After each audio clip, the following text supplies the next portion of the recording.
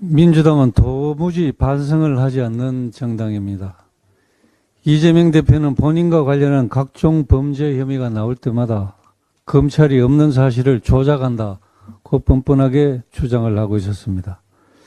민주당은 이번에도 2021년 전당대회 동봉투 사건 초기에는 검찰의 국민 전환용 수사라면서 반발했습니다.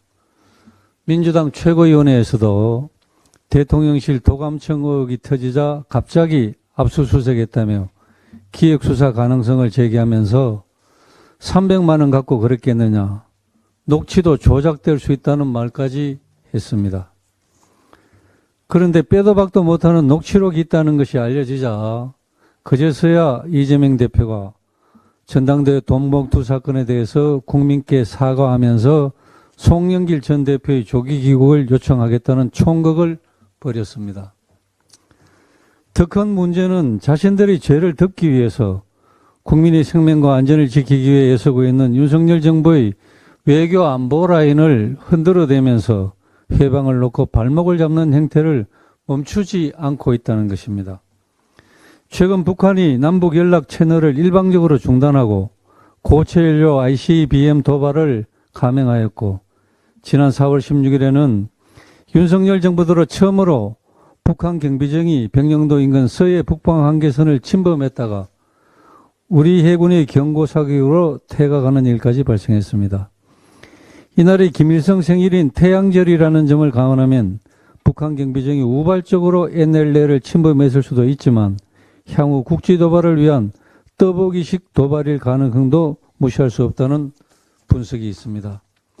국가안보가 이렇게 위중한 상황인데도 민주당은 4월 26일 한미 정상회담 주요 의제 조율을 마치고 귀국한 김태효 국가안보실 차장을 해임시키라는 황당한 요구를 들고 나왔습니다.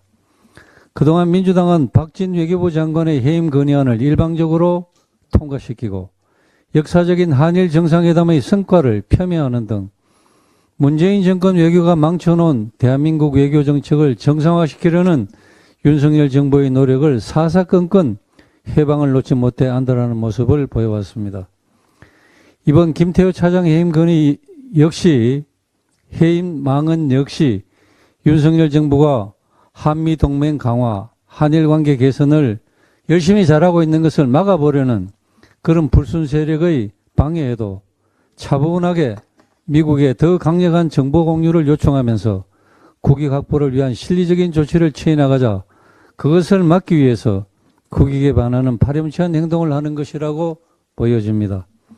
민주당이 진정으로 반성하고 국민께 속죄한다고 하면 돈봉투 문제를 정치 보복이라고 국민을 속이려 했던 것부터 먼저 사과를 하고 국익을 위해 밤낮으로 일하는 윤석열 정부 외교 안보 라인을 흔들어대는 못된 망동을 즉각 중단하기 바랍니다.